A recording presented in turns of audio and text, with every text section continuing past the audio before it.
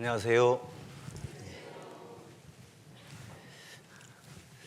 명절 잘 보내셨습니까? 살이 좀 찌셔서 오신 분들이 많이 계신 것 같습니다. 우리 옛말에 더도 말고 덜도 말고 한가위만 같아라라는 말이 있는데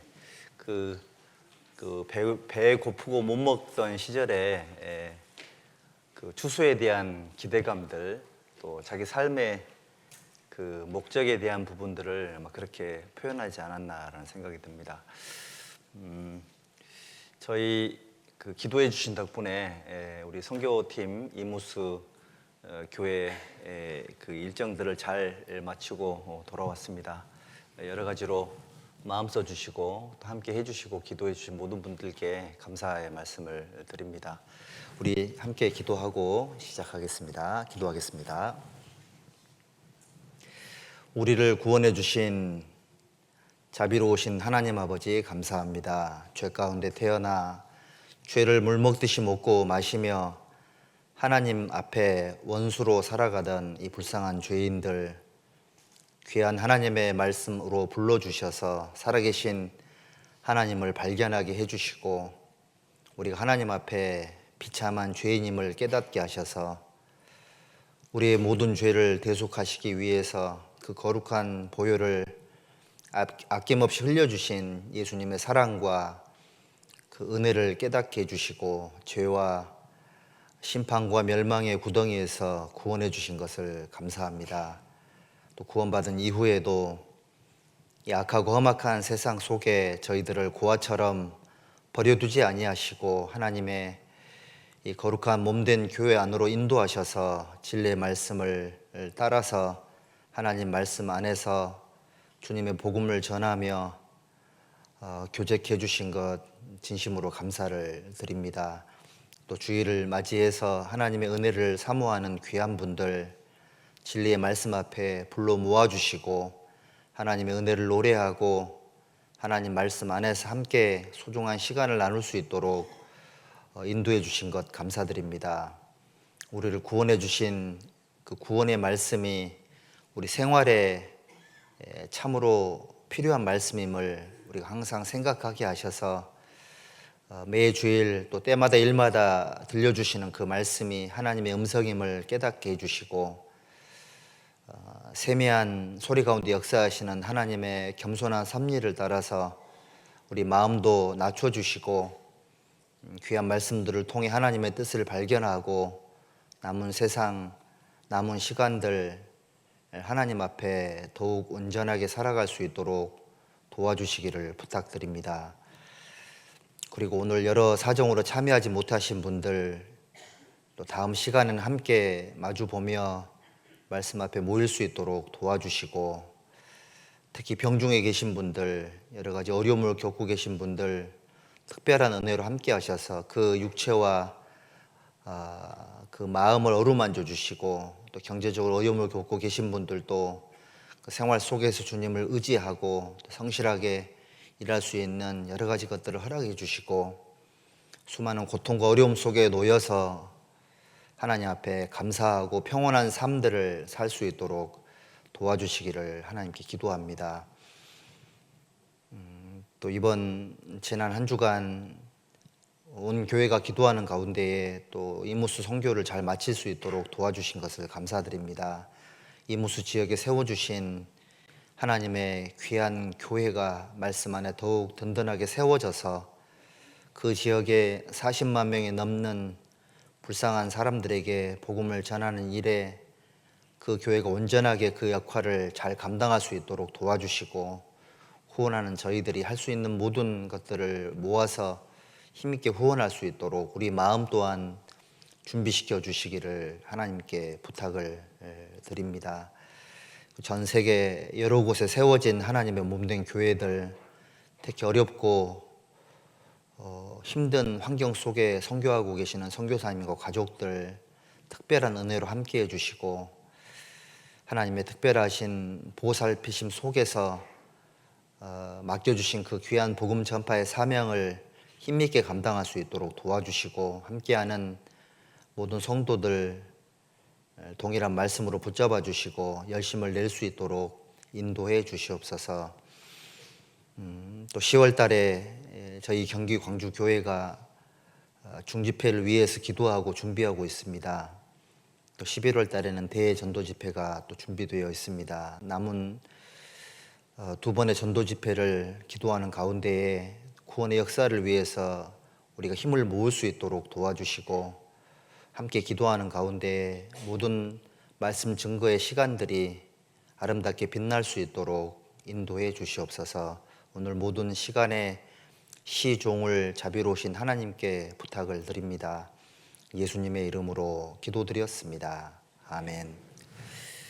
우리 신약 성경 디도서 2장을 찾겠습니다.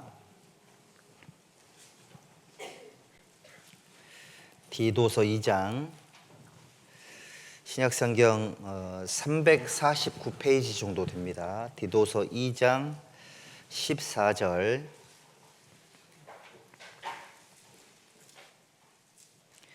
디도서 2장 14절 한 절만 우리 함께 읽도록 하겠습니다. 그가 우리를 대신하여 자신을 주심은 모든 불법에서 우리를 구속하시고 우리를 깨끗하게 하사 선한 일에 열심하는 친백성이 되게 하려 하심이니라. 네. 세상에 존재하는 모든 것들은 전부 다 존재하는 이유를 가지고 있고 존재하는 목적이 분명하다라고 말씀을 드릴 수가 있겠습니다.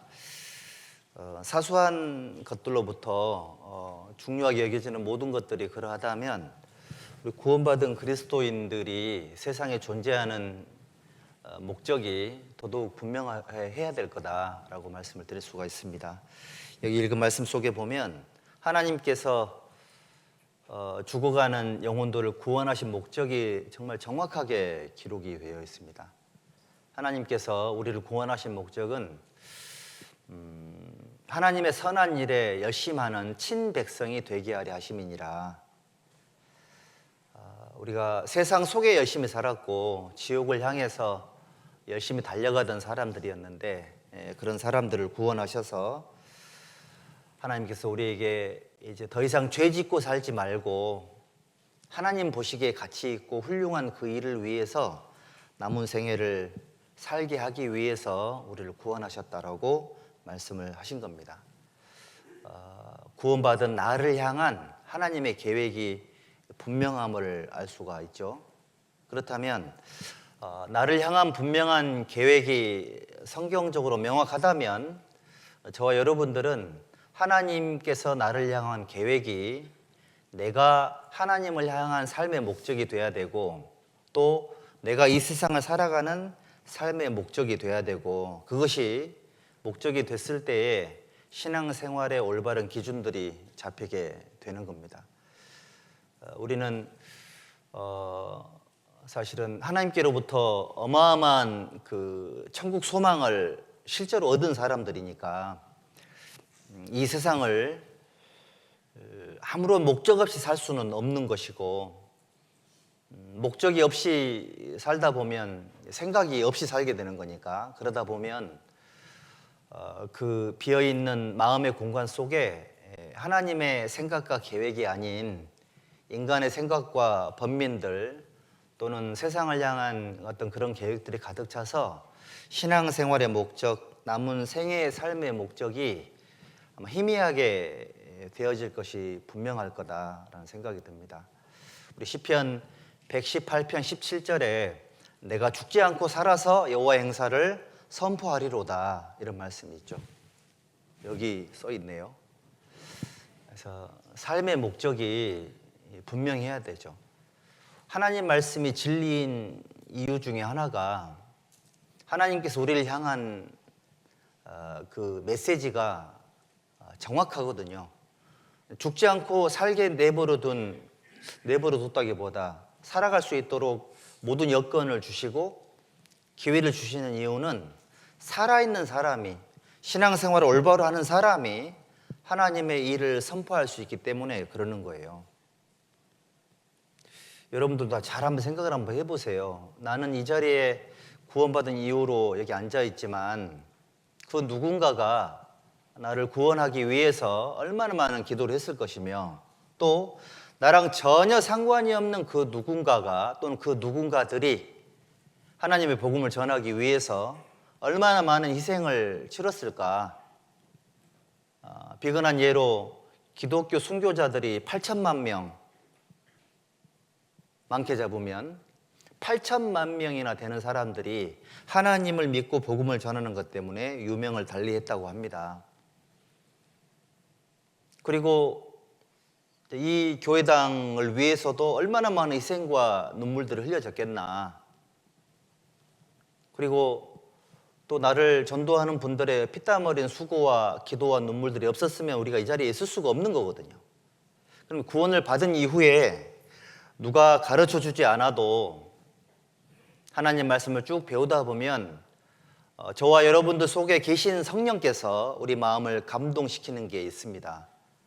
구원을 받을 때 죄 사함을 얻으라 그리하면 성령을 선물로 받으리니, 하나님 말씀 믿어졌다라는 것은 성령이 돌았다는 증거니까 내 속에 계신 성령께서 하나님 말씀을 들을 때에 설교자가 전달하고자 하는 그 이상의 것들을 마음속에 증폭시켜 주시고 내 믿음에 걸맞게, 내 상황에 걸맞게 다양하게 내 생각 속에 적용을 시켜 주셔서 남은 생애를 어떻게 살아야 될지 알게 돼 있는 게 정상이거든요. 그렇다면 말씀 안에서 구원을 받고 하나님 앞에 살아가는 저희들은 우리 하나가 돼야 될 목적이 분명한 겁니다. 하나님의 선한 일을 위해서 열심하는 친백성이 되게 하려 하심이니라.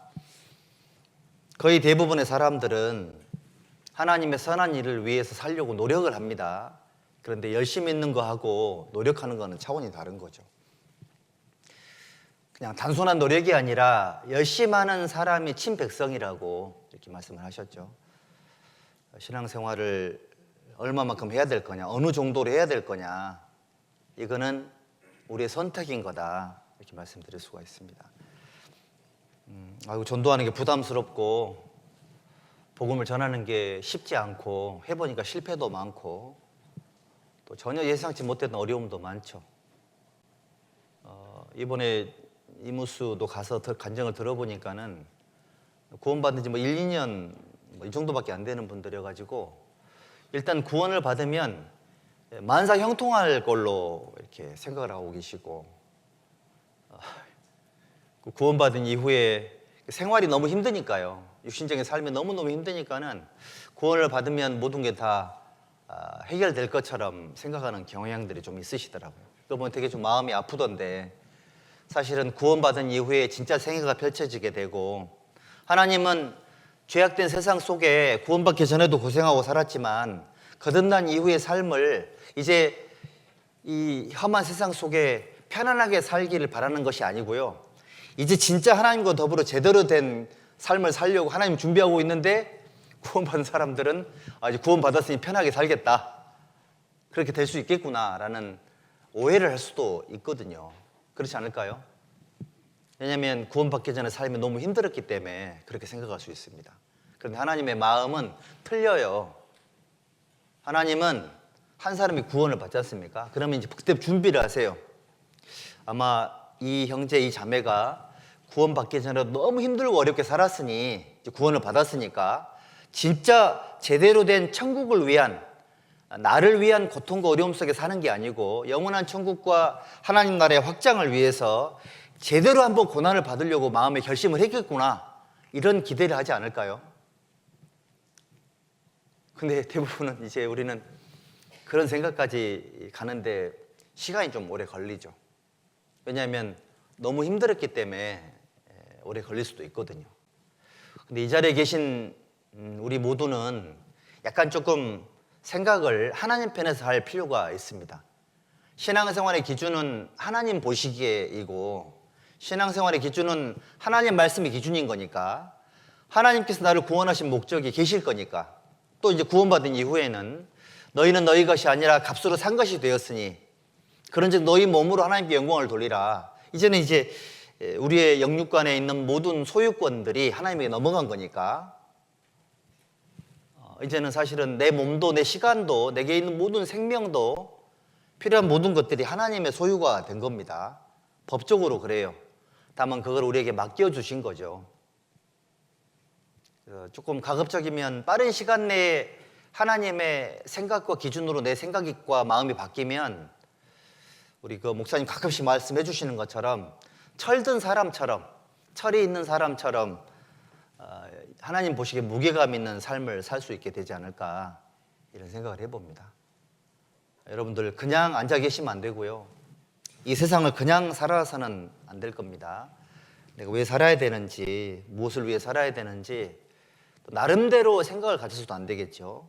하나님 앞에, 하나님 보시기에 하나님 말씀에 기초된 올바른 삶의 기준을 세우시고 그렇게 사는 것이 이 세상을 잘 살 수 있는 지혜입니다. 지혜.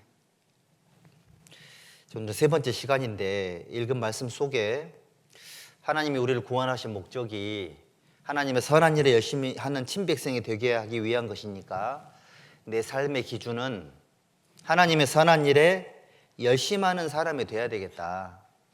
이것이 우리 삶의 기준이 돼야 된다라고 말씀을 드리고 싶습니다. 우리 마태복음 19장에 보면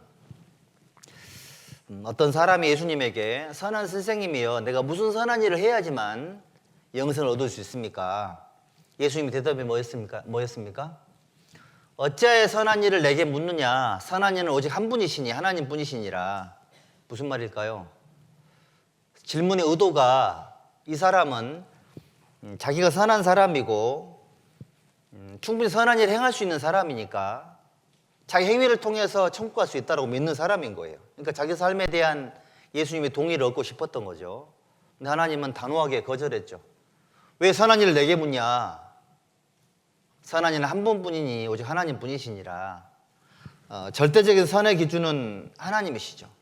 선한 일, 착한 일은 하나님께 물어봐야 되는 거다. 하나님이 행하신 일이 선한 일이고 하나님께서 우리 인류를 향해서 직접 삶으로 보여주신 그 모든 것들이 선의 기준이 되는 거다, 이런 의미. 우리 요한복음 10장 9절 한번 보십니다. 요한복음 10장 9절입니다.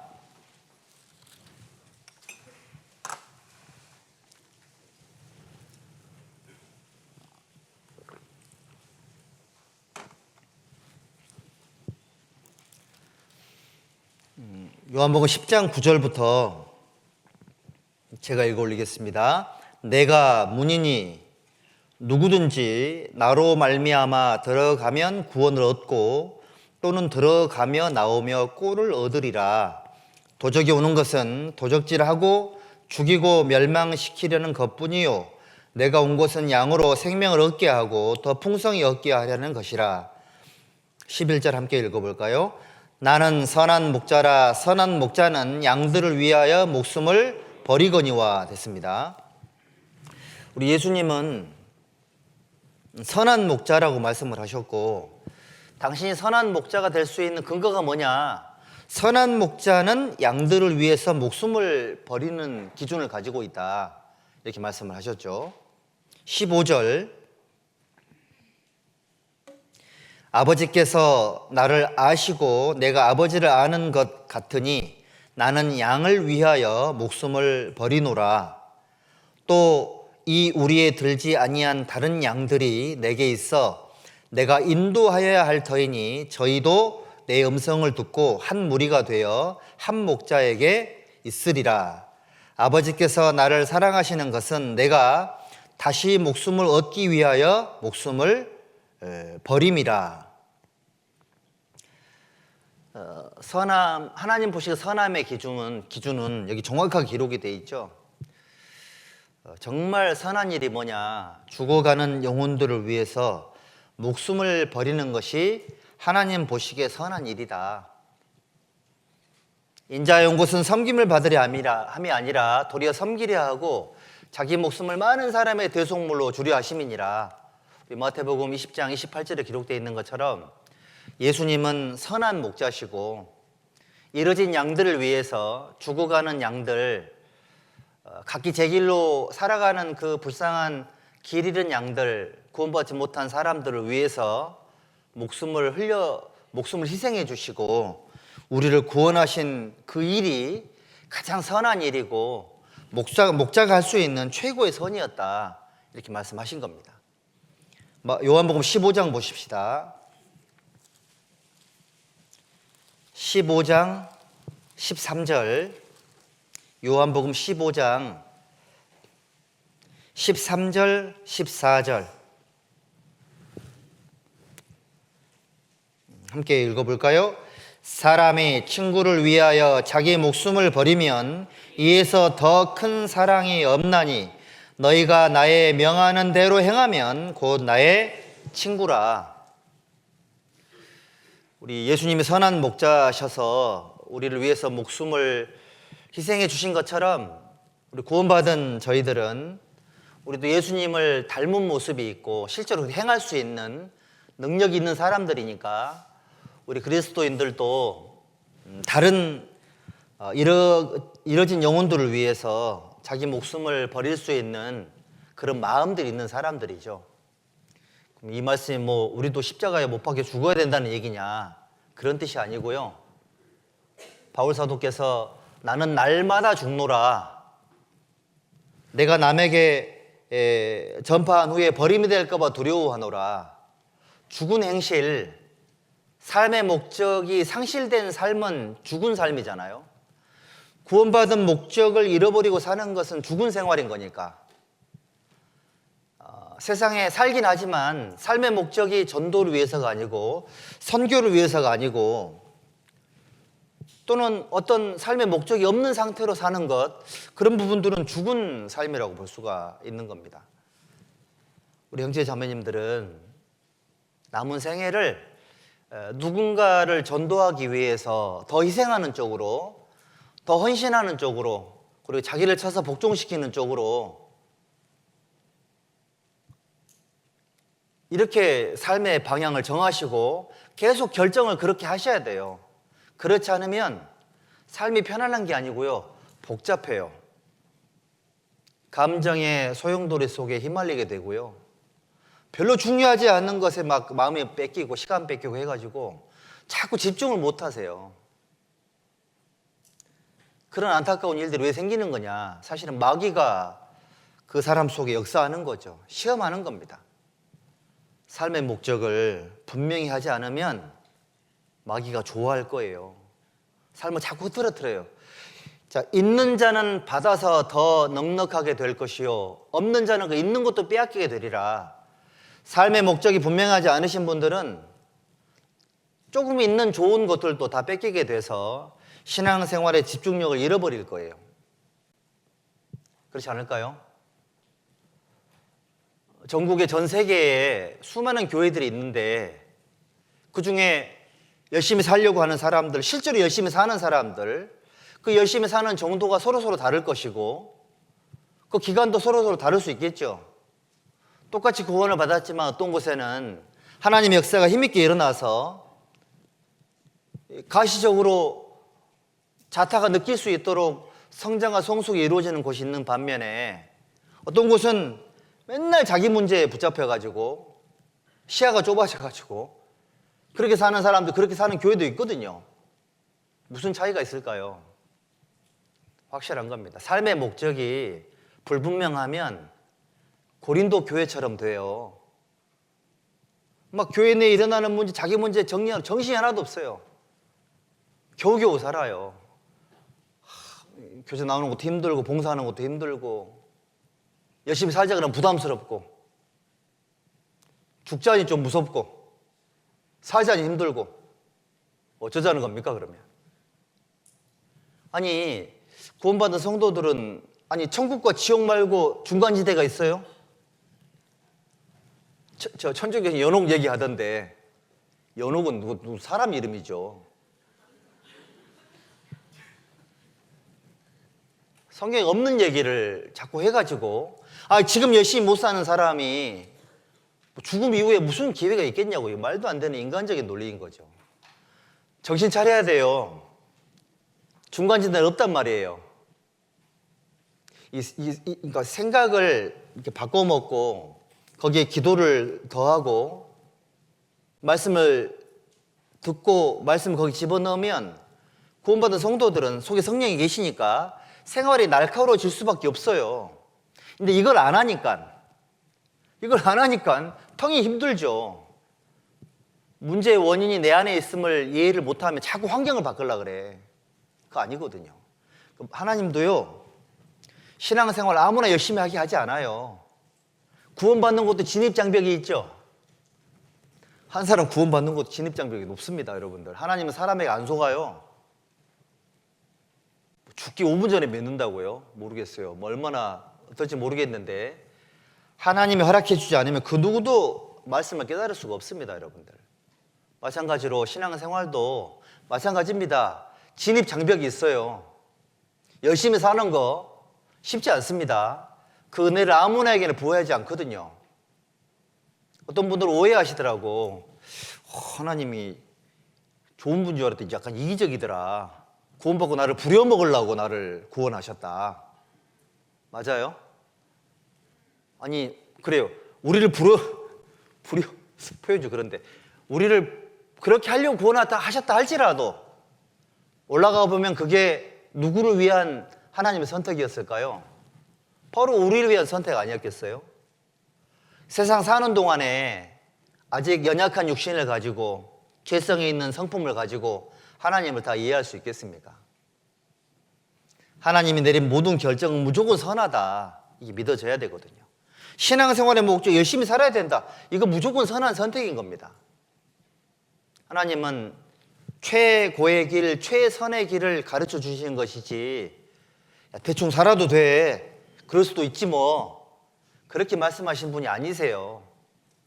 다만 기다리시는 건 있겠죠. 참고 기다리는 건 있지만 항상 하나님께서 우리를 향한 목적은 한 가지입니다. 선한 일을 위해서 열심히 사는 걸 원하는 거예요. 하나님 보시기에 선한 일은 분명한 겁니다. 사도행전 10장 38절 보시죠.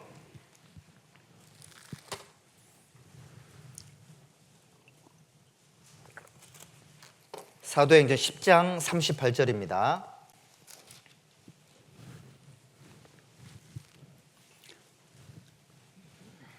같이 읽겠습니다. 하나님이 나사렛 예수에게 성령과 능력을 기름 붓듯 하셨음에 저가 도로 다니시며 착한 일을 행하시고 마귀에게 눌린 모든 자를 고치셨으니 이는 하나님이 함께 하셨습니다. 자, 우리 예수님은 공생의 기간 동안 두루 다니시며 착한 일을 행하셨다. 착한 일이 뭡니까? 마귀에게 눌린 모든 자를 고치시는 일, 이게 제일 착한 일이거든요. 선한 목자는 죽은 양, 잃어진 양을 위해서 목숨을 버리는 일이었고 그분이 하신 일이 선한 일이었죠. 예수님도 착한 일을 행하셨는데 마귀에게 눌린 모든 자를 고치시는 일, 이거 하나님이 하신 거예요. 이게 제일 착한 거예요. 선의 기준도 사람의 기준이 돼서는 안 돼요. 거듭난 그리스도인들이 어떤 분들은 성품대로 살아가는 분들이 계시더라고.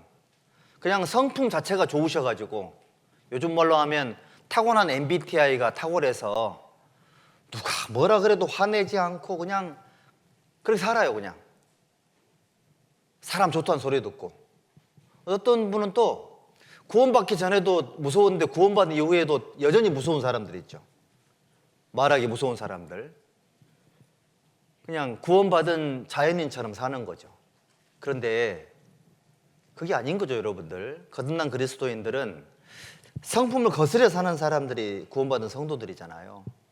내가 구원받기 전에 아나 무인이었고 내 주먹을 믿는 사람이었다. 그런 분들은 오히려 변화되기가 쉬워요. 아, 내가 예수님처럼 살면 되겠구나.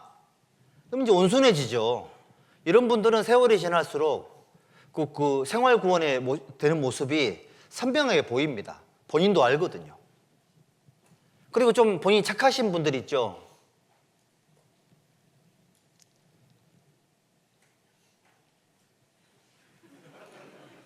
여러분들의 어머니께서 우리 아들 너무 착하다. 이렇게 주로 얘기를 많이 들었던 분들. 이분은 자기가 착한 사람이라는 소리를 많이 들었기 때문에 착하게 살려고 노력을 해요. 타인의 시선에라는 감옥에 갇히는 거죠. 본인이 진짜 착한, 속에는 막 들끓어 오르면서 계속 누르죠, 이렇게. 어떤 연예인 부부가 결혼하고 7년 동안 한 번도 안 싸웠답니다. 비결이 뭐냐고 물어봤더니 남편이 하는 말이 안 대들면 된다고. 부인한테 대들지만 않으면 절대 싸울 일이 없다고. 실제로 그 제가 전도한 친구, 이제 구원받은 친구 얘는 지금까지 한 번도 부부싸움 안 했답니다. 그 비결이 뭐냐고 물어봤더니 답은 똑같아요. 자매가 얘기하면 한 귀로 듣고 한 귀로 흘리면 된대요. 절대 마음에 담아두지 않는답니다. 그러다가 한 소리 듣는데요. 지금 내 말 듣고 있는 거냐고. 살짝 한 번씩 반응도 해주고 해야 된답니다. 성품이 기본적으로 착하신 분들은 어떻게 바뀌어야 되냐면 열심히 살으셔야 돼요. 열심히. 바울 사도처럼 열심히. 모세도 남 앞에 나서기를 좀 싫어했잖아요. 얼마나 열심히 살았습니까? 디모데도 건강도 안 좋고 성격도 뭐 전혀 세지 않았죠. 근데 얼마나 열심히 살았냐고요. 뭔가 변화된 모습을 보여주는 것이 필요하죠. 그게 선한 일인 거죠. 선한 일. 실제로 있잖아요. 예수님께서 이루어진 선한 일을 나도 삶 속에 실천하려고 하다 보면 원래 내 성품 갖고는 생활을 할 수가 없어요. 욱하는 마음을 말로 행동으로 표현하는 사람들이 전도하라고 할 때마다 욱하면 어떡하려고 그래요, 나중에. 그럼 전도 아예 안 되죠. 그리고 누가 말 못하는 사람들은 전도하러 갔다가 눈만 끔뻑끔뻑하고 돌아오는 사람도 있죠. 말 한마디 못하고. 그래서 열심히 산다라는 것은 자기 성격을 뛰어넘는 거고요. 자기 성품을 뛰어넘는 걸 의미하는 거예요. 그래서 우리 그리스도인들은 집중력이 필요하고요. 뭔가 주변에 내가 거듭난 이후에 내 말과 내 삶을 통해서 뭔가 변화가 있으면 좋아요. 그걸 우리는 선한 영향력이라고 하죠. 우리 그 선한 능력으로라는 그 찬양이 있죠. 독일의 본 회퍼 목사님이 순교 당하기 전에 그를 적은 거예요. 거기 노래를 붙인 거죠. 2차 세계대전이 독일에서 생겼습니다. 미국에 있던 회퍼 목사하고 몇몇의 사람들이 이 전쟁 미치광이인 히틀러를 암살하기 위해서 독일에 모였습니다. 여기 발각이 돼가지고 전부 다 숙청을 당했어요. 감옥에 있는 동안에 그걸 기록을 한 거예요. 본인은 죽지만 하나님의 선한 능력이 있어서 결과는 좋게 될 것이다. 이런 믿음이 있었던 거죠. 실제로 마지막 남아있던 영국 그리고 미국의 도움으로 전 세계가 나치화되는 것을 하나님 막아주셨잖아요. 기적적으로. 노르망디 그 상륙작전도 마찬가지고. 누군가는 기도했다는 거죠, 여러분들. 그게 영향력입니다. 영향력. 어떤 사람은 죽어서 영향력을 미치고 어떤 사람은 살아서 영향력을 미치는 거죠.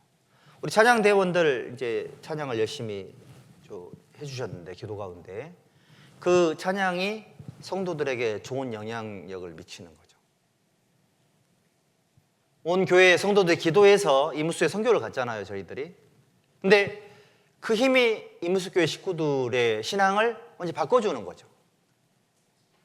우리한테는 일상적인 행위였고 사실은 뭐 대단한 것도 아닌데 그분들에게는 어마어마한 일이 되는 겁니다. 하나님께서 그렇게 역사를 하시더라고요. 그래서 우리는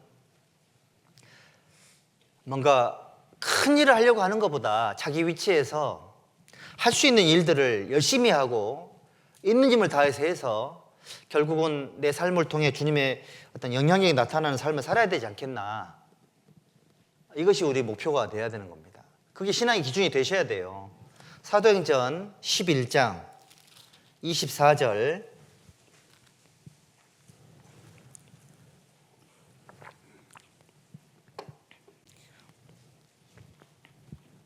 22절부터 봅니다. 예루살렘 교회가 이 사람들의 소문을 듣고 바나바를 안디옥까지 보내니 저가 이르러 하나님의 은혜를 보고 기뻐하여 모든 사람에게 굳은 마음으로 주께 붙어 있으라 권하니. 24절 함께 읽어보죠. 바나바는 착한 사람이요 성령과 믿음이 충만한 자라. 이에 큰 무리가 주께 더하더라. 예루살렘 교회에서 바나바라는 사도를 안디옥에 보냈죠.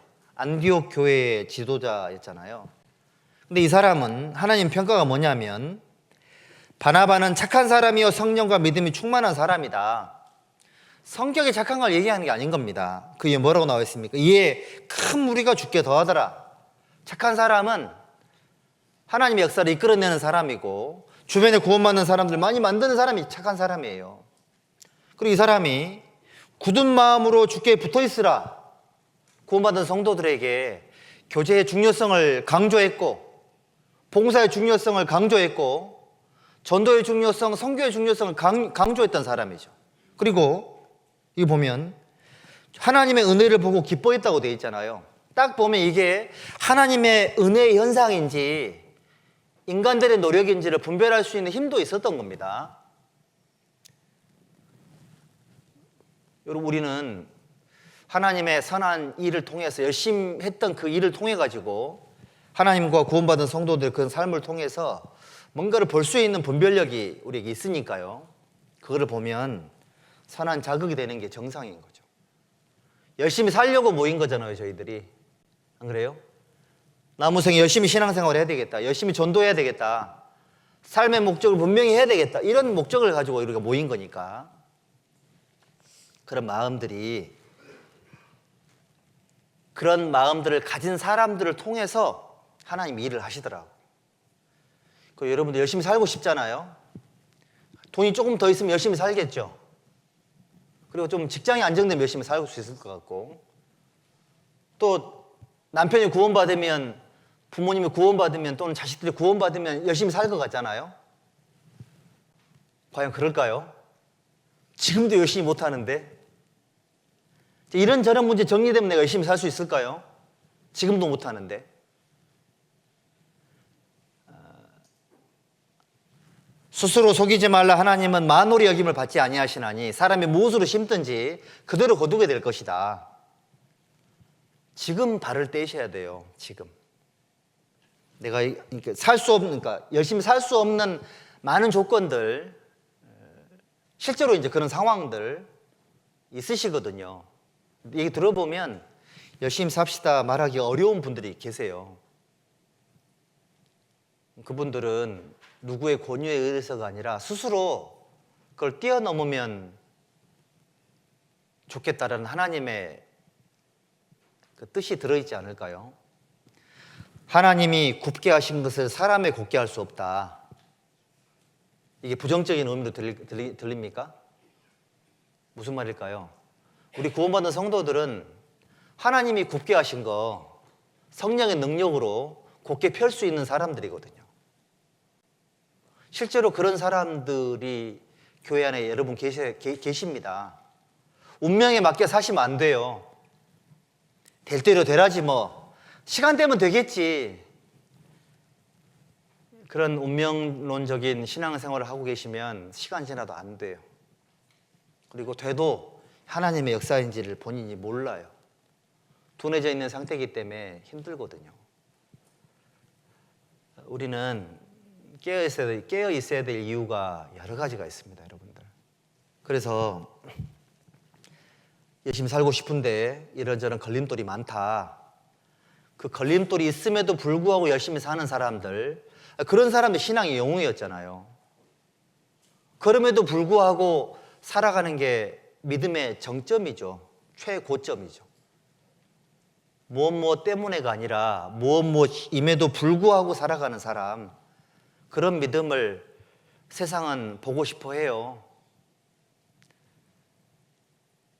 저도 이번에 귀국하는데 우리 거의 한 15명 정도 되는 청년들, 대학생들이 어디 선교를 갔다 오면서 그 출국 심사대 앞에 자기들끼리 막 그 선교에 대해 얘기하고 있더라고. 선교사님에 대해서 얘기하고 은혜 받은 거 얘기하고 다음에 또 오자고 계획도 세우고 그런 얘기 쭉 듣는데 이런 생각 저런 생각이 많이 들더라고요. 집사님께서 저한테 올바른 선교를 얘기해 주지 그랬냐라고 하시던데 고저서 어떻게 얘기합니까?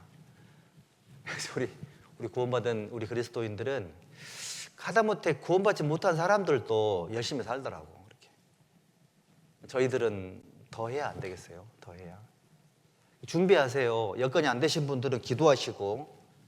근데 어차피 목적은 그거니까 열심히 기도하고 준비하고 뛰어넘어서 나도 반드시 저 고점에 다다라야 되겠다. 그런 목표를 가지세요. 그리고 주변에 살아가는 과정 속에서 여러 가지 어려움과 고통이 많이 있겠지만 그거는 나를 테스트 하시는 거예요. 이래도 할 거냐. 이래도 이런 어려움이 있어도 어젯밤에 주님 뜻대로 살고 싶습니다 했던 그 기도 생활 속 실천할 거냐. 열심히 살게요. 그래, 열심히 살자. 이 죄악된 세상이에요. 마귀가 임금인 세상입니다. 내가 마음 먹은다고 모든 게 잘 될 것 같아요? 절대 형통하지 않거든요. 열심히 살고 싶습니다. 잘 살고 싶습니다. 그 다음 단계 뭐예요? 어떤 어려움이 있어도 어떤 고통이 있어도 나는 내 태도를 바꾸지 않겠습니다. 그리고 작은 어려움 때문에 넘어지고 무너졌던 마음들이 있을 수 있잖아요. 그거는 내 믿음의 연약함을 하나님께서 알게 해주신 거니까 예산을 다시 짜셔야 돼. 좌절하거나 실망하면 안 돼요. 내가 세웠던 목표보다 내 마음의 결심이 너무 작았구나. 다시 하면 돼요. 포기라는 말을 언제 쓰는 거라고요?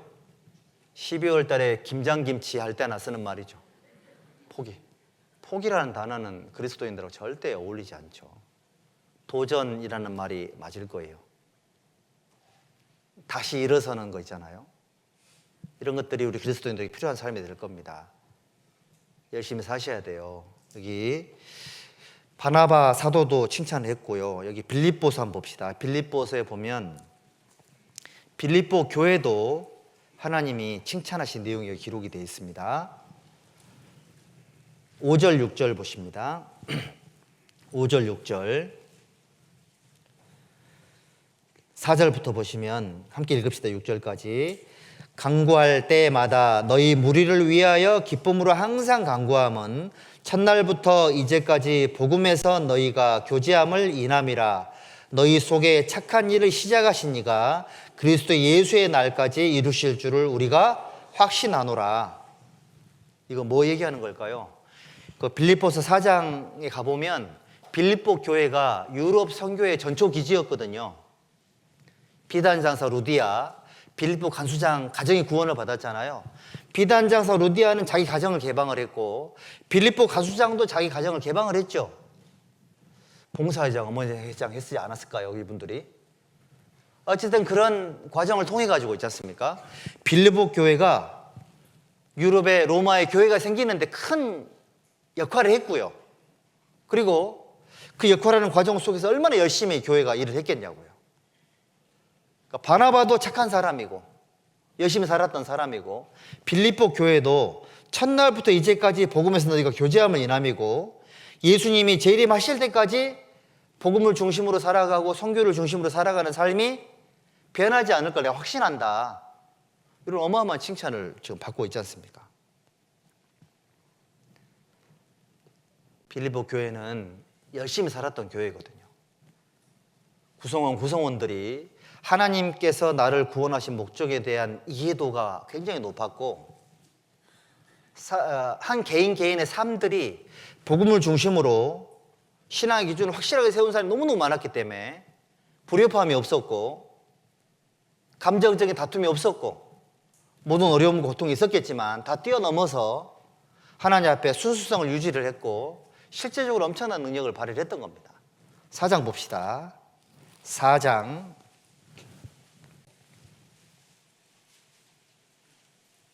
14절 15절 그러나 너희가 내 괴로움에 함께 참여하였으니 잘하였도다. 빌립보 사람들아 너희도 알거니와 복음의 시초에 내가 마게도냐를 떠날 때에 주고받는 내 일에 참여한 교회가 너희 외에 아무도 없느니라. 빌립보 교회가 얼마나 열심히 살았냐고요. 선교를 위해서. 전 세계 모든 길은 로마로 통한다.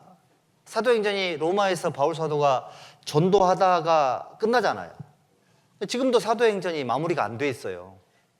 성령의 역사는 교회가 휴거될 때까지 계속해서 이어질 것이기 때문에 그러한 겁니다. 지금도 하나님은 바울 사도처럼, 바나바 사도처럼, 빌립보 교회처럼 선한 일에 열심하는 참 백성이, 친백성이 돼야 되겠다. 하나님의 복음 전파를 위해서 내 남은 생애를 살아야 되겠다. 이런 목표를 가진 사람, 이런 삶의 기준을 가진 사람들을 하나님이 찾고 계시는 겁니다. 우리 사도행전 16장 31절 말씀 다 아시죠? 주 예수를 믿으라 그리하면 너와 내 집이 구원을 얻으리라. 그 말씀 믿어지시죠? 저도 이번에 가서 확인하고 왔습니다. 제가 10수년 전에 마닐라 교회를 지금은 교회당이 아니었죠. 방문했던 기억이 나는데, 주일날 500명, 600명이 모이는 큰 교회가 됐어요. 그때 몇 명 안 됐거든요. 50명, 60명 모였을까요? 교회가 100개예요. 성교원이 60개고요. 60개가 성경이 다 되면 교회가 160개가 되는 것이 되겠죠. 엄청난 하나님의 역사가 일어나고 있더라니까요. 그게 저절로 됐을까요? 정말 열심히 살았던, 예수님을 본받았던 그런 그리스도인들, 그런 교회들이 수많은 어려움과 고통이 있었음에도 불구하고 계속해서 담을 뛰어넘는 그런 삶들을 살아왔던 거죠. 우리 창세기 3장에 보면 인간이 선악과를 먹은 이후에 인간이 저질렀던 첫 번째 범죄가 뭐냐면 변명하는 거고 핑계대는 거였습니다. 하나님이 만들어준 저 여자가 내게 줘가지고 내가 이걸 먹게 됐습니다. 그 아담이 얼마나 머리가 좋은 사람이냐고요. 범죄한 이후에 첫 번째 사용했던 그 죄가 뭐냐면 변명하는 거, 핑계대는 거였습니다. 그게 뭐죠? 그거를 5글자로 말하면 자기 합리화라고 얘기를 하죠. 자기 합리화. 우리는 사실은 변명하고 핑계대고 자기 합리화하는데, 또 자기를 보호하는데 잘못된 어떤 그런 그 자기 보호 본능, 자기를 사랑하는 이런 어떤 그 타락한 그런 기질들이 있을 수 있습니다, 여러분들. 그런 부분들을 뛰어넘을 수 있는 그런 신앙이 돼야 된다. 그런 사람들을 통해서 하나님이 역사하시는 겁니다. 가족들을 전도하려고 해봐요. 포기할 수 있어요. 어떤 어려움이 있어도 반드시 해내야 될 사명이잖아요. 그렇지 않습니까?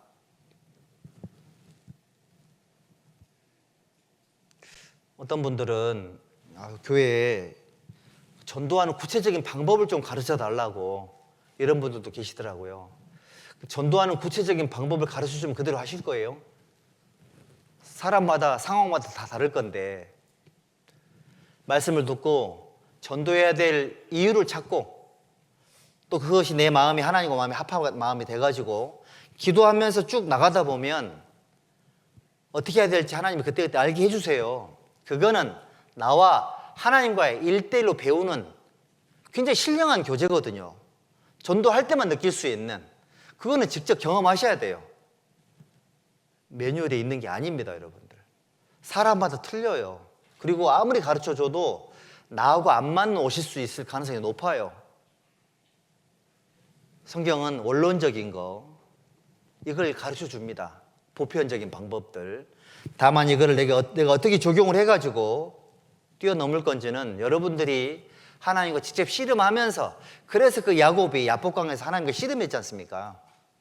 그러니까 자기 마음에 저기 오는 형 에서로부터 자기 목숨이 살겠다는 확신이 없으니까 확신이 생길 때까지 계속 기도해가지고 이제 그 형에게 나아가지 않습니까? 그런 어떤 전도할 때는 하나님과 씨름해가지고 뭔가 확신 얻고 이렇게 하는 게 필요하죠. 약간 좀 영적인 승부사가 좀 되셔야 돼요. 전도할 때는 강단 있게 내 성격으로 하지 말고 하나님께로부터 받은 지혜를 가지고 해야 돼요. 몇 번, 두 번, 세 번, 다섯 번, 일곱 번 좀 실패를 해도 다시 열심을 내셔야 돼요. 경험이 없으니 당연히 어려움이 있을 수밖에 없겠죠. 환난 날에 낙담하면 내 힘이 미약함을 보임이니라. 낙담하지 마시고요. 낙담하는 마음을 뛰어넘을 수 있는 게 열심이거든요. 여러분들이 열심히 어떤 방해와 어떤 어려움도 뛰어넘을 수 있는 그런 어떤 뭐라 그래요? 영적 위닝 멘탈리티? 이게 좀 필요하지 않겠나 생각이 들거든요. 자꾸 실패만 하고 안 되다 보니까 안 되는 거구나 이렇게 생각할 수 있습니다. 그런 분들은 좀 이렇게 어렵겠지만 한 번씩 그 세계 선교 어려운 곳에 한번 갈 때 같이 함께 가면 좋아요. 나는 안 된다고 생각했던 일들을 하나님은 그 어딘가에 하고 계셨다는 걸 알 수 있습니다. 다시 용기가 생기거든요. 어떻게든 방법을 찾는 것이 필요합니다. 그리고 이게 마태복음 28장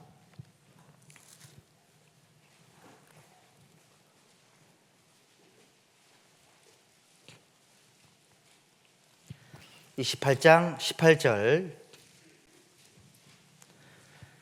18절에서 20절까지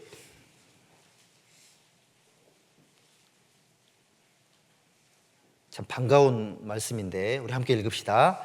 예수께서 나와 일러 가라사대 하늘과 땅의 모든 권세를 내게 주셨으니 그러므로 너희는 가서 모든 족속으로 제자를 삼아 아버지와 아들과 성령의 이름으로 세례를 주고 내가 너희에게 분부한 모든 것을 가르쳐 지키게 하라. 볼지어다 내가 세상 끝날까지 너희와 항상 함께 있으리라 하시니라. 우리 예수님의 당부의 말씀이시고요. 이거를 지상 최대의 명령이다라고 말씀하십니다. 너희는 가서 모든 족속으로 제자를 삼으래요. 구원받은 것뿐만이 아니라 구원받은 이후에 삶의 목적과 삶의 기준을 하나님 말씀대로 살아가는 사람이 제자예요. 어떤 분들은 구원받은 성도들인 삶에서 멈춰 있는 사람이 있죠. 그게 아니고요. 제자가 필요해요. 전도할 때 세계 선교는 제자가 필요하단 말이에요. 사도행전 읽어보셔서 아시겠지만 거기에는 형제자매라는 표현이 거의 없어요. 거의 제자들이 이렇게 나옵니다. 사도들과 제자들 위주로 나와요. 그러니까 성령의 역사에서 가족을 전도하고 세계를 선교를 하려면 구원받은 성도들이 어느 정도 영적인 수준을 갖춰야 되는 거냐. 제자가 돼야 되고 사도적인 어떤 그런 관점을 가져야 된다. 선교에 진심해야 되고 전도하는 일에 진심이 돼야 된다. 그것이 내 사랑하는 가족이 되었던 지인이 되었던 누가 되었던 간에 그런 어떤 정신을 가지고 살아가는 사람들이 그리스도의 제자가 되는 겁니다. 제자를 삼아 말씀하셨죠. 우리 모두는 우리가 뭐 베드로 바울 사도처럼 될 수는 없어도 최소한 사도행전에 기록되어 있는 그 이름은 기록되어 있지 않지만 제자들이라고 되어 있잖아요. 그 제자들 속에 우리 이름도 거기 포함되면 참 좋겠다 이런 생각을 해봅니다. 나는 내 구원받지 못한 가족에게 꽂혀 있지만 하나님의 눈은 전 세계 90억 가까운 수많은 잃어진 영혼들을 향해서 하나님의 눈길이 거기 향하고 있지 않겠습니까? 마음을 넓힐 필요가 있습니다. 가족들 전도가 안 되면 교회에서 전도할 때 함께하고 우리 교회도 전도가 좀 더디면 수양에 가가지고 또 함께하고 또 수양에도 가지만 세계 선교에도 동참을 해가지고 전 세계 어느 곳에 어떻게 복음이 전해지는지 확인도 하고 그러다 보면 시야도 넓어지고요. 하다 보면 하나님께서 인류를 향한 하나님 마음도 내가 이해할 수 있게 되고 그러면 내 삶이 완전히 달라지게 될 수 있는 힘도 얻을 수 있게 되고 되게 좋거든요. 사도행전 1장도 한번 보시겠습니다. 사도행전 1장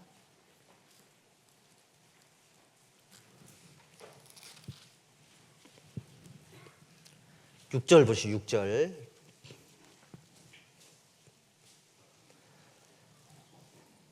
사도행전 1장 6절입니다. 저희가 모였을 때에 예수께 여짜와 가로되 주께서 이스라엘 나라를 회복하심이 이때니까 하니 가라사대 때와 기한은 아버지께서 자기 권한에 두셨으니 너희 알 바 아니요 오직 성령이 너에게 임하시면 너희가 권능을 받고 예루살렘과 온 유대와 사마리아와 어디까지요? 땅끝까지 이르러 내 증인이 되리라. 이게 1900년 전에 주신 현재 진행형인 하나님의 말씀이에요. 자, 이때부터 사도행전이 기록될 때부터 지금까지 내 증인이 되리라. 하나님을 증거해야 되겠다는 마음으로 갖고 사는 사람들이 계속해서 일어나고 있잖아요. 하시니라. 이 말씀을 마치시고 저희 보는 데서 올리워 가시니 구름이 저를 가리워 보이지 않게 하더라. 올라가실 때 제자들이 자세히 하늘을 보고 쳐다보고 있는데 흰옷 입은 두 사람이 저희 곁에 서서 가로되 갈릴리 사람들아 어찌하여 서서 하늘을 쳐다보느냐. 너희 가운데서 하늘로 올리우신 이 예수는 하늘로 가심을 본 그대로 오시리라 하였느니라. 너무 역사적인 현장을 생생하게 기록을 했죠. 자, 우리 예수님이 십자가에 죽으시고 부활하시고 승천하셨어요. 하늘로 올라가신 그대로 다시 오실 것이다. 그 약속이 지금 하나님의 공중 재림의 약속이죠. 우리는 그걸 기다리고 있는 겁니다. 그 중간에 우리가 해야 될 일이 뭘까요? 땅끝까지 이르러 내 증인이 되리라. 구원받은 불특정 다수를 향한 말씀일까요? 모든 성도들을 향한 말씀 아니겠습니까? 이 자리에 이 말씀을 듣고 있는 우리 모두에게 주신 하나님의 메시지죠. 주님 다시 오시는 그 시간까지 하나님의 복음의 증인이 돼야 되고 전도하는 목적으로 세상을 살아야 되고 마음을 넓혀서 세계 선교를 위해서 전 세계에 이르진 수많은 영혼들을 위해서 우리 생을 살아야 된다. 그것이 우리 삶의 기준이 돼야 되고 신앙의 기준이 돼야 된다는 것을 하나님께서 알려주신 겁니다. 화면 한번 보시죠.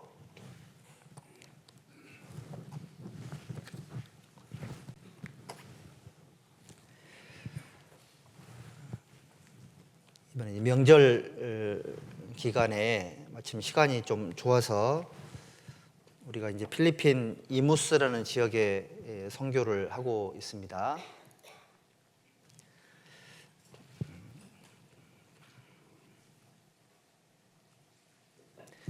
그래서 이게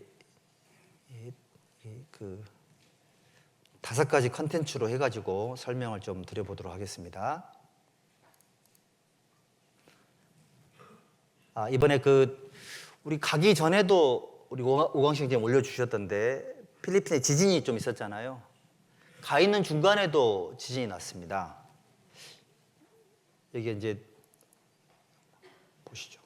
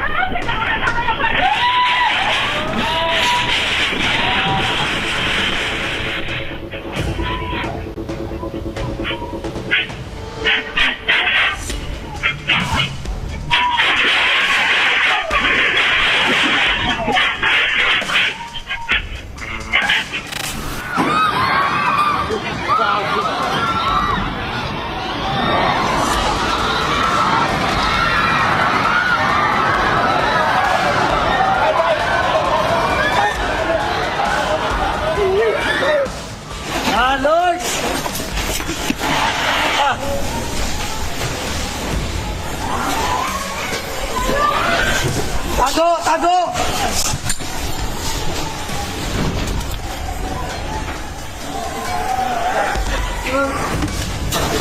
Lord, tama na Lord! Lord!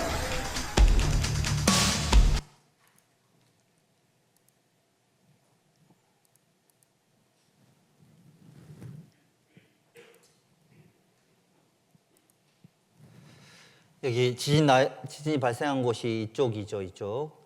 필리핀도 알고 계신 것처럼 그 환태평양 그 지진대 불의 고리라는 지역에 포함되어 있는 지역이고요. 지진이 계속 빈번하게 일어나고 있는 그런 곳입니다.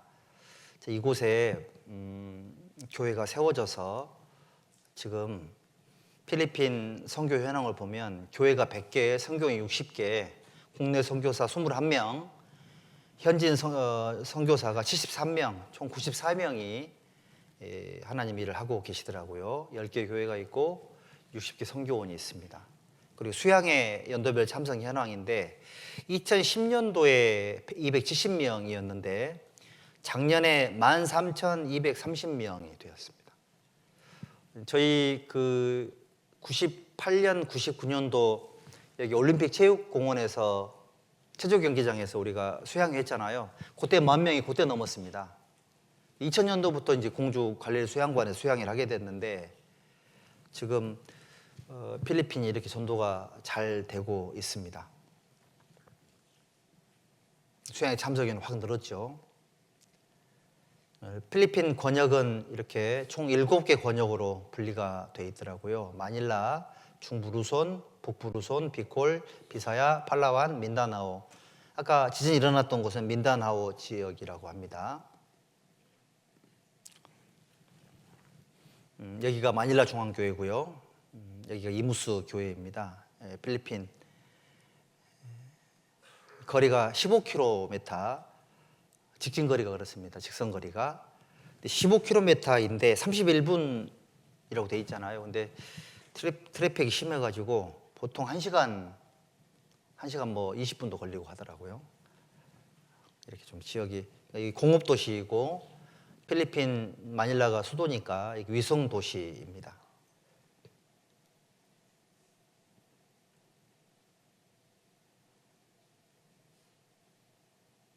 이무스 교회이죠. 자, 우리 이무스 교회 현황 잠깐 봅시다. 이거 말씀드렸구나. 여기 이제 이무스 지역이고요. 교회는 이곳에 위치해 있습니다. 이무스 교회는 2021년 6월 달에 교회가 자립을 했고 준 전도사님 그리고 잔호 전도사님 그리고 지금은 제리코 전도사님께서 부임해서 일을 하고 계십니다. 총 제적인은 67명이고 주일날 40에서 50여 명 정도 오고 계십니다. 수요일날은 16명 정도 말씀을 듣고 계십니다.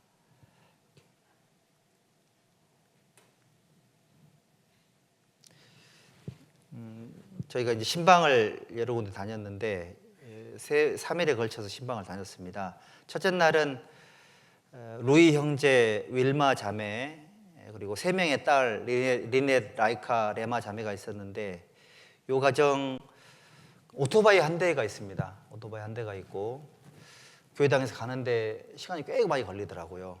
근데 오토바이 한 대밖에 없어서 어떨 때는 형제님이 부인을 태우고 교회를 오고 어떨 때는 큰딸, 어떨 때는 작은딸 태우고 오는데 나머지 분들은 교회를 못 옵니다.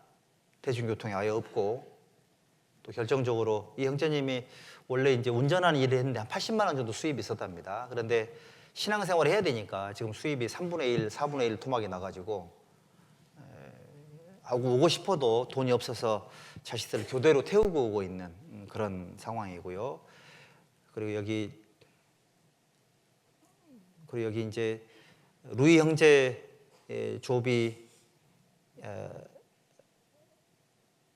루이 형제가 조비 형제를 전도를 했는데 이분이죠, 이분이 이제 아들을 전도하려고 이렇게 노력을 하고 계시더라고요. 둘째 날은 멜리사 자매님, 이 자매님은 저희 교회당도 한번 왔다 가셨죠. 초창기에 어머니 회장을 하셨던 분입니다. 알론 형제, 멜리사 자매, 그다음에 엘리사 자매, 멜란 자매 2명의 딸을 데리고 있고 알론 형제님은 그 바다 위에서 지금 일을 하고 있어가지고 몇 달에 한 번씩 돌아오시고 이 자매님이 그 자기가 그 자동차 그러니까 그 트럭 있잖아요. 트럭인데 뒤에를 박스카로 만들어가지고 의자를 좀 놓고 이제 그렇게 수송을 할 수 있는 차가 있는데 그 차를 교회에 견물을 하셔가지고 그 차 한 대로 수송을 이렇게 하고 있긴 한데 지역이 넓어가지고 수송에 다 미치지 못하는 상황이고요. 아까 말씀드린 것처럼 대중교통 자체가 쉽지 않고 또 돈을 들여서 갈아타고 와야 되는데 이게 좀 쉽지 않은 상황 속에 지금 놓여 있습니다. 이제 플로레스 자매, 조한이 또 형제, 이 두 부부입니다. 부부시고 여기 총 11명의 가족이 살고 있는데 7명이 구원을 받았더라고요. 근데 여기도 좀 사정이 좀 복잡한 상황입니다. 그리고 이제 그 바로 옆집에 프레드 형제, 로나 자매 신방을 했었고요. 이분들도 정말 열심히 살려고 하시는 분들이더라고요. 그리고 이제 세 번째 날 빅토 형제, 마이 자매, 프란시스, 빈스, 니콜, 뭐 이렇게 니젤라 자매 가정에 방문했었는데 이 가정에 갔더니 막 이렇게 신방을 하고 있는데 벽에 도마뱀이 막 이렇게 도마뱀이 원래 살고 있었던 곳에 우리가 가서 그런지 모르겠는데 도마뱀이 벽으로 막 이렇게 왔다 갔다 하더라고요. 또 플로렌스 자매 같이 좀 신방을 했었습니다. 그리고 이제 오말 형제, 에반젤린, 세브리안 자매, 이 자매님, 그러니까 이분이 이제 이분을 전도를 한 거죠. 오말 형제님을 전도를 해서 이 가정도 신방을 좀 했었습니다.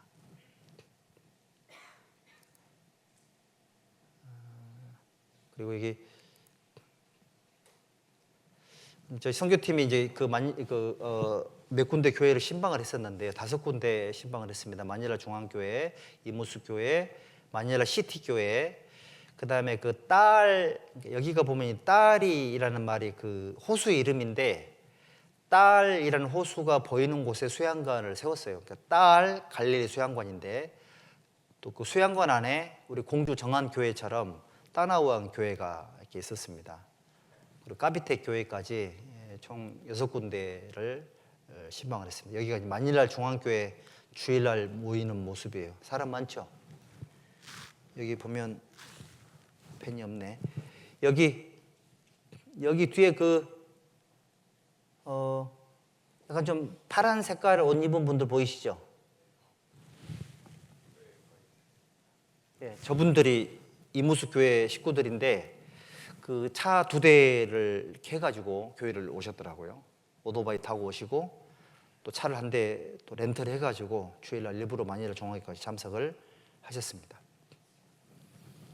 여기는 이제 여기 이무스 교회당입니다. 교회당 사진이고요. 여기는 마닐라 시티 교회, 그러니까 마닐라라는 곳에 시티 교회를 방문했던 그 사진입니다. 그리고 여기는 갈릴리 수양관이고 그 안에 있는 따나우안 교회. 여기는 마지막에 까비테 교회 방문을 했었습니다.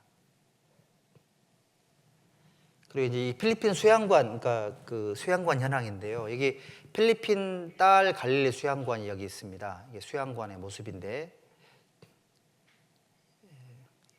이게 이제 숙소동입니다. 숙소동.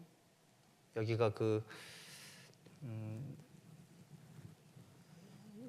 전도인들, 이게 강사 숙소고 이쪽에 한인들 전도인들, 이쪽에 그 현지인들 여기 숙소동으로 쓰고 있는 곳입니다. 여기 보시면 여기가 이제 입구고요. 여기 보면 이게 전도인 숙소, 본동, 대강당 이렇게 준비가 되어 있고요. 땅을 또 이만큼 이렇게 준비가 되어 있더라고요. 숙소동을 이렇게 지었고 이렇게 큰 땅이 총 약 9,000평 정도 되는 땅을 확보를 해가지고 수양회를 하고 계시더라고요. 이것이 이제 새로 지은 900명을 수용할 수 있는 숙소동입니다. 이 모습이고요. 그냥 아무것도 없어요. 그냥 바닥 깔고 자는 겁니다. 점프를 한번 해봤습니다.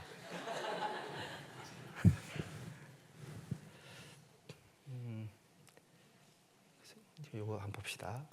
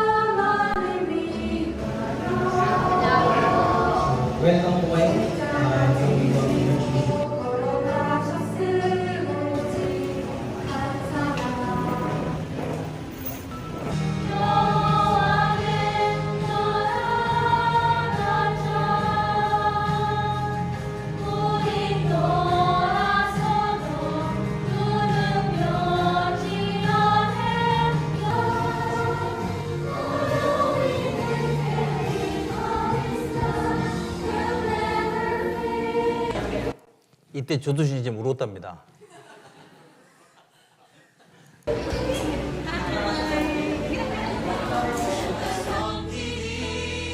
Bigyan ko rin pag nagpapadrive isa, may 2,000 kasi ako lang talaga ang naliligtas.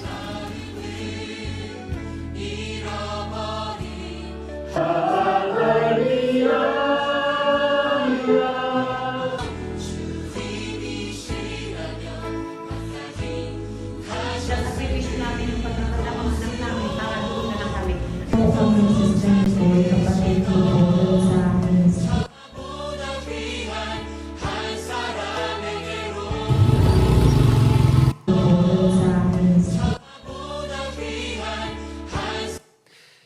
신방 갔던 곳에 이렇게 나자렛이라는 마을이 있었는데요. 이게 마닐라 중앙에서 이주해 오신 분들이라고 합니다. 요 지역이 그 생활 환경이 필리핀의 가장 열악한 곳이 두 군데가 있는데, 첫 번째는 이제 수상가옥 들어보셨죠? 그 다음에 이제 필리핀 마닐라에 있는 빈민촌, 그 다음에 여기 나자렛인데 이도 환경이 정말 어렵더라고요.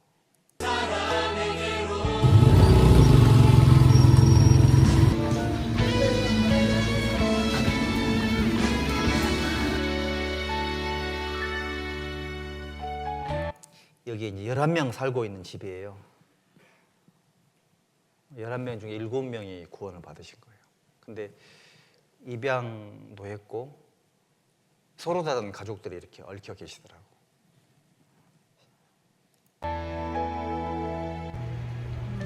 Ngayon po, sa nakikira ko pong iba, Salamat sa amin kahit sa kapatid ko na lang po yung nag-aaral.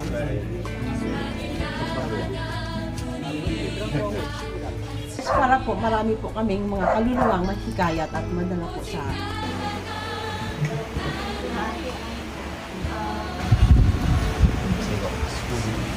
Magandang hapon po, guys, sister. magandang hapon, sisters, Evangeline Sebrian.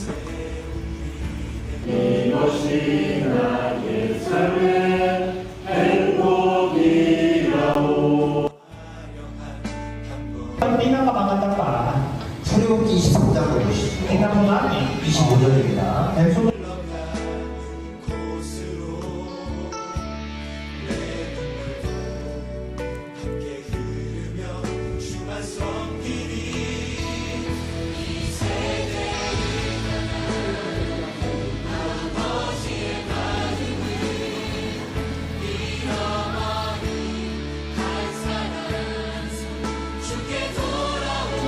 하나, 둘, 셋!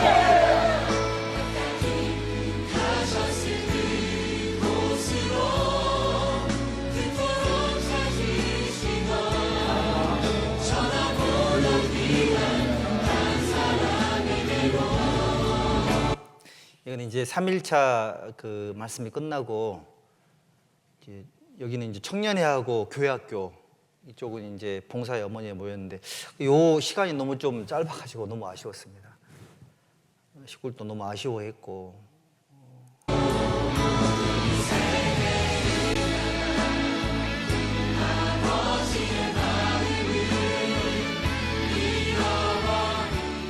하나님 감사합니다. 우리 동기광주교회 여러 가지로 힘들고 어려운 과정 속에 해외 선교에 기회를 주시고 페루 쿠스코에 이어서 이무수 교회까지 와서 선교 활동을 할 수 있도록 기회를 주시고 인도해 주신 것을 감사드립니다. 이무수 교회를 세워주신 하나님의 복음의 능력에 찬양을 돌립니다. 구원받은 이무수 교회 식구들이 하나님을 사랑하고 복음을 사랑하는 마음을 확인할 수 있게 해주신 것도 참으로 감사를 드립니다.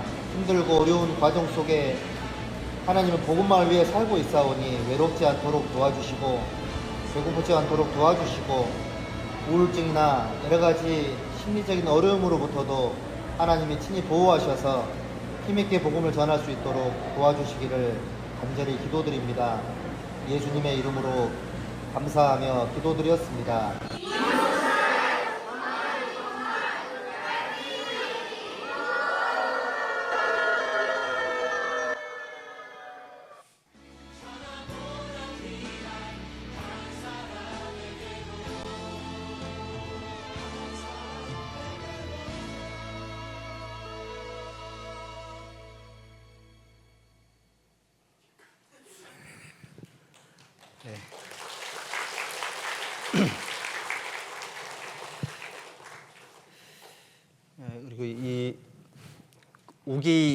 필리핀의 6개월이 우기라고 하는데 우기가 끝나지 않은 상황에서 매일매일 비가 왔었고 또 이무수 가는 길에 거의 무릎이 잘 정도로 순식간에 비가 쏟아지는 일도 있기도 했었거든요. 근데 이제 선교팀에게는 낯선 환경이었는데 계신 분들은 매일매일 일상이어가지고 계신 분들은 열심히 신앙생활을 하고 계셨습니다. 또 이번에 가기 전에 그 마닐라 중앙교회가 멘토 교회고 이무수가 멘티 교회거든요. 그래서 멘토 교회 선교사님께서 박홍숙 목사님께서 그 모니터 한 대를 요청을 하셔서 23년도에도 한 대 해주긴 했는데 식구가 늘어 좀 작다 그래가지고 이번에 이제 교회에서 85인치를 한 대 설치를 좀 했습니다. 가서 그래서 아까 그 오른쪽 편에 화면이 크게 돼 있는 거를 설치를 했고 물어보니까 마닐라 중앙교회도 없는 신제품이라고 박흥수 목사님 부러워하시더라고요. 그래서 그거를 교회 차원으로 좀 이렇게 지원을 좀 했고요. 그리고 이번에 유초동부에서 또 헌금을 좀 하셨죠. 그 애들 코 묻은 돈 뺏어온 거 아니에요? 뭐 사 먹어야 될 돈을 어쨌든 그래서 그거 그 44만 원을 헌금을 하셨던데 그거는 이무스 그 기념 그 뭡니까 그 티를 제작을 해가지고 옷을 좀 갖다 줬습니다. 물어보니까는 평생 새 옷을 사입을 기회가 거의 없다고 합니다. 그래서 그 선교팀이 그때 2년 전에 갖다 줬던 옷을 입고 계시고 이번에는 또 우리 이유행 집사님께서 그 좀 카라 있는 거 이렇게 좀 해줘가지고 식구들이 너무 좋아했습니다. 좋아했고 또 같이 옷을 입고 사진을 찍으니까 뭔가 한 가족 같더라고요. 기념티를 갖다 줘서 너무 좋았고요. 그때 우리 어머니 회에서 또 헌금을 좀 많이 하셔가지고 이무수를 위해서 헌금을 하신 것이 있는데 그 돈을 가지고 교회 헌금을 해주셔가지고 그거 가지고 성경책을 좀 사줬고요. 가뜩 성경이 없는 분이 많이 계세요. 왜 그러냐 물어봤더니 돈이 없어가지고 성경을 못 산답니다. 어떻게 하냐 물어봤더니 일단 이무수 교회에서 마닐라에서 성경을 사가지고 그걸 파는데 일시불로 못 내니까 할부로 낸답니다. 할부로. 그래서 그 이무수에도 성경이 떨어져가지고 그 어머니 헌금해준 돈으로 성경책을 사서 이무수를 갖다 줬습니다. 근데 그거를 일단 공짜로 나눠주면 안 된대요. 돈을 벌기 위한 목적이 아니고 일단 팔고 사가는데 그분들이 1년 안에 갚을지 2년 안에 갚을지는 모른답니다. 그래서 이번에 그걸 좀 사드렸고요. 그리고 그 보니까 이제 앰프가 조금 오래돼서 성능이 안 좋다 그래가지고 앰프를 좀 구입을 해줬고요. 이동식 그 스피커, 앰프 내장된 이동식 스피커도 없어서 그것도 해줬습니다. 그래서 어머니의 어려운 중에도 마음을 모아주셔가지고 헌금해 주신 금액으로 그거를 잘 해결을 해드렸습니다. 여러 가지로 감사드리고요. 그리고 아까 차비가 없어서 못 온다고 했잖아요. 게을러서 돈을 못 벌어서 그런 것이 아니고요. 필리핀의 경제적인 상황이 그 GDP가 3,000불 정도 된다 하더라고요. 우리나라 10분의 1도 안 되는 수준인 거죠. 근데 이제 이분들이 그 사회 경제적인 구조 자체가 그 빈부격차가 너무너무 심해가지고 실제로 그 마닐라 시티 안에 정말 잘 사는 데 가보면 최소한 집이 30억에서 50억 정도 하고요. 못 사는 데 갔더니 거기는 뭐 수상 가옥도 있고 그 천정에 그냥 단열이고 뭐고 이런 거 없고요. 그냥 이렇게 스레트 같은 거 아니면 뭐 철판 같은 거로 덮여 있는 그런 상태로들 생활하고 계시고 아까 그 11명 사는 곳에 갔더니 거기는 그냥 그 맨바닥 위에 카페트 하나 깔아놓고 그거 실내고 안에 뭐 방이고 이렇게 살고 계시더라고요. 근데 그분들이 말씀을 정말 사모하시고 가족들을 전도하고 싶은 마음이 너무너무 크신 마음들을 갖고 있습니다. 그리고 이제 거기 대중교통은 잘 알고 계시겠지만 지푼이라 그래가지고 아시죠? 그러니까 그 집차처럼 생겼는데 그거를 길게 늘어뜨려서 양쪽 옆에 탈 수 있도록 이렇게 그게 시내버스인데 마을버스 같은 겁니다. 한 500원 정도 되는데 그거는 노선이 정해져 있어서 그거를 여러 번 갈아타야지만 교회당 올 수가 있는 겁니다. 왕복하려면 한 5천 원 정도 들어간다고 하더라고요. 그리고 이제 지프니랑 비슷한 금액으로 오토바이 옆에 또 여러 명 태울 수 있는 그 오토바이들이 있고, 오토바이도 한 명 타는 건 또 비싸답니다. 약간 좀 택시 같은 그런 거여가지고 그런 어떤 대중교통을 갖고 있었고요. 그리고 그 다음 단계가 우리나라의 포터하고 봉고3 그 트럭 있죠, 트럭. 이 트럭을 뒤에 이제 그 짐 싣는 그 자리에 네모난 박스로 형태로 이렇게 제작을 해가지고 그 위에 용접을 해요. 얹습니다. 그러면 양쪽 옆으로 사람이 앉겠죠? 그 가운데 또 나무로 된 의자를 또 놔요. 한 줄을 놓을 때도 있고 두 줄을 놓을 때도 있답니다. 거의 30명까지 들어가는 거예요, 거기에. 근데 이제 그 교통수단도 이분들에게는 지프니보다 나은 거예요. 에어컨 당연히 안 나오고요. 그 에어컨은 뭐 생각도 못하는 그런 상황이 있더라고요. 이제 이분들이 교회를 가고 싶고 말씀을 너무너무 듣고 싶은데 막 전도도 보통 거점 전도가 되잖아요. 여기 공부하고 막 이렇게 되는데 그분들이 한 달에 수입이 20에서 25만 원, 100만 원 벌면 엄청 버는 거고요. 뭐 이런 상황입니다. 그러다 보니 아까 11명 있는 가정에 애 하나 울고 있었잖아요. 부모님이 이제 이렇게 무슨 일 때문에 헤어지게 되셨고, 애가 돈이 없으니까 학교를 못 가는 거예요. 학교를 가고 싶은데 못 가고 이제 빨리 두 분이 구원을 받아서 회복이 돼서 자기 학교를 갔으면 좋겠다 이런 마음도 있기도 하고 그렇더라고요. 정말 어떻게 보면 육신적으로는 잔인한 환경 속에서 신앙생활을 하고 계십니다. 그래서 여기 우리 경기 광주교 식구들이 오늘 뭔가 좀 결정을 해야 될 게 하나 있어요. 거기에 박스카가 한 대 필요하답니다. 박스카가 한 대 필요한데 물어봤더니 중고 자동차가 한 1,500만 원 정도 한답니다. 1,500만 원 정도. 생각 같아서는 한 10대 사주고 싶은데 교회를 뭐 차가 없어서 못 올 일은 없을 거 아니에요. 그리고 이제 그걸 해주게 되면, 그리고 사실 그 5명 중에 2명, 3명은 교회를 못 가는 거니까 교통수단이 없어가지고. 그리고 또 대출 받으면 대출이 안 되는 거죠.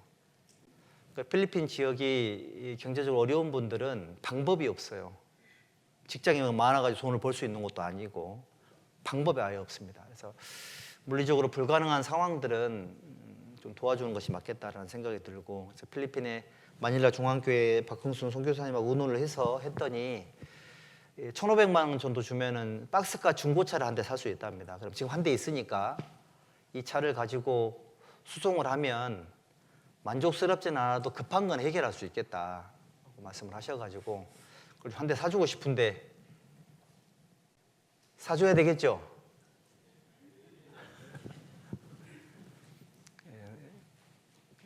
새 차도 아니고, 그리고 그게 또 물어봤더니 그 미쯔비시 트럭도 있고 또 이수주 트럭도 있는데 제가 그거는 안 된다 그랬습니다. 전범 기업이기 때문에 안 되고 포터나 그 봉고3, 그러니까 우리나라 차가 승차감이 좋대요, 그나마.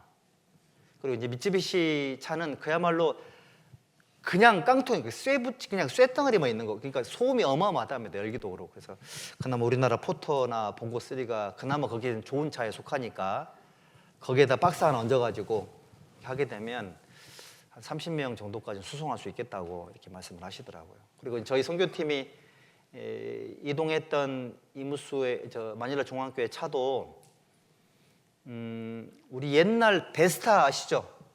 데스타보다 좀 클까요? 근데 여기에 그만한 사이즈인데 거기 6인승이 있고요, 9인승이 있고 12인승이 있고 15인승이 있더라고요. 사이즈는 똑같은데 15인승 차량을 타고 다녔어요. 뒤에 청년 자매들도 보니까는 청년 자매들이 키가 작진 않지만 어쨌든 다리를 못 펴요. 옆으로 이렇게 앉아 있더라고요. 이렇게. 저는 뒤에서 보고 가면서 희원 자매랑 옆에 얘기하고 있길래 사이가 참 좋구나 생각을 보니까 이렇게 못 앉으니까 이렇게 얘기를 하고 있었더라고요. 이렇게. 그래서 그런 환경 속에서 근데 그 차도, 그러니까 우리가 타고 다녔던 그 차는 진짜 부자들이 타는 승합차였던 거죠. 6명 타야 될 차를 15명이 타는 거기에 30명까지 태운답니다. 그런 상황 속에서 그 신앙생활을 하고 계시더라고요. 그래서 공항에 내렸는데 그 스타렉스하고 스타레아가 왔더라고요. 보니까는 차가 거의 벤츠 보는 줄 알았습니다. 벤츠. 그래서 이번에 그 허리 아픈 분들도 많이 계셨고 이번에도 희한하게 키 큰 분들이 많이 가셨어요. 키 크고 몸무게 많이 나가는 분들이 여러 분 가셔가지고 굉장히 다리 아프고 무릎 아파 하시더라고. 전에 또 강사라고 앞에 태워줬는데 발바닥이 이렇게 평탄하잖아요. 이렇게 바닥이 이렇게 돼 있어요. 그래서 계속 발목 힘을 줬더니 발목이 부어가지고요. 나중에 이렇게 돼 있고 힘들더라고요. 근데 뒤에 더 힘든 분들이 계셔가지고 고생 정말 많이 하셨습니다. 많이 하셨고 어쨌든 우리 선교팀 가시는 분들은 나중에 모임을 했더니 막 울었던 얘기들 또 하시면서 좀 도와줬으면 좋겠다고 교통비 어떤 형제님은 또 화장실을 좀 수리해 주면 안 되냐고 이런 얘기도 하시고 화장실이 한 개가 딱 있는데 물이 양변기에 물이 안 차요. 수도꼭지에 물을 털어가지고 물을 갖다 떠서 부어야 되는 상황인가 그런 상황이었습니다. 그래서 우리 뭐 거기에 뭐 필리핀 정권을 우리가 인수해가지고 뭐 우리가 대통령이 되고 국회의원이 돼가지고 하면 얼마나 좋겠습니까만은 그건 안 되는 거니까 이번에 우리 교회 성도들 오늘 뒤에 헌금함이 준비되어 있습니다. 헌금함이 준비되어 있고 그리고 이제 오늘 준비 못하신 분들은 이제 계좌를 하나 드리기도 할 텐데 한 1,500만 원 정도만 좀 준비를 해서 보내주면 당분간 좀 전도안에 도움이 되겠다고 합니다. 꼭 참여해 주시면 좋겠습니다. 그리고 이제 어떻게 약속을 하고 왔냐면 사실은 이제 교회가 생긴 지 얼마 안 됐는데 우리 이제 이집사님 얘기를 들어보니까 그 2년 만에 그래도 2배 이상 성장을 했다고 하니 조금 더 신경 써주면 금방 늘 거 아니에요. 근데 사실 제가 내년에도 오겠습니다로 말을 했었어야 되는데 선뜻 그 말이 안 나오더라고요. 그래가지고 조건을 걸었습니다. 100명 주일날 100명 되면 이제 우리 오겠다. 그랬더니 저를 쳐다보는 표정이 뭐 그 정도면 우리가 뭐 충분히 뭐 전혀 부담스러워하지 않는 그런 표정이고 여쭤봤더니 이무수는 100명 금방 채울 거라고 얘기하더라고요. 그래서 이무수 지역도 보니까는 가난한 사람들이 많고 어려운 환경 속에 계신 분들이 많아서 조금만 좀 도와주면 전도를 잘 하겠더라고요. 아까 우리 그 제리코 전사님 보셨죠? 한국 나이로 29살 카피텍 교회에서 처치 워커로 오랫동안 일을 했고 또 어머니도 카피텍 교회 임원으로 봉사를 하고 계시더라고요. 그래서 거기 너무 성실한 형제가 일을 하고 있고요. 자매님도 이제 결혼해가지고 열심히 함께 전도를 하고 계시더라고요. 다만 이 가정이 이제 자녀가 없어가지고 기도하고 있다고 하긴 합니다. 그래서 제리코 전도사님하고 또 교회 임원들이 보통 1년, 2년 되신 분들이 거의 대부분이에요. 이러다 보니까 얼마나 힘들겠습니까? 임원 모임 할 때 어려운 거 얘기하라 그랬더니 막 쏟아내더라고. 사실 그거를 이제 답을 줘야 했어야 되는데 시간이 없어가지고 많은 교제를 못하고 왔습니다. 그래서 다음에는 좀 일정을 잘 세워가지고 이것도 하고 저것도 할 수 있는 방향을 좀 잡아야 되겠다 생각을 해봤습니다. 그래서 이무수 교회를 위해서 기도해 주시고 다른 건 몰라도 차를 한 대를 보내야 될 것 같으니까 여기 지금 우리 한 사람당 이건 정하면 안 되겠구나.